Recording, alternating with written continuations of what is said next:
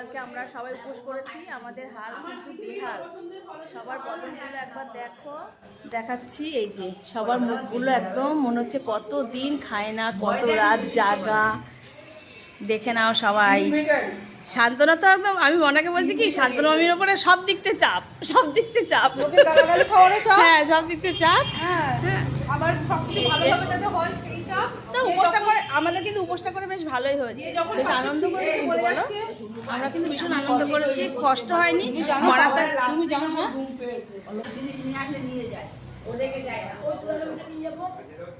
খুব ভালোভাবে আমাদের মহাশিবরাত্রিটা সম্পন্ন হয়েছে। আর আমাদের এই নতুন উদ্বোধন হয়েছে মহাশিব মন্দিরটা এবারে আমাদের খাদ্য করাতে।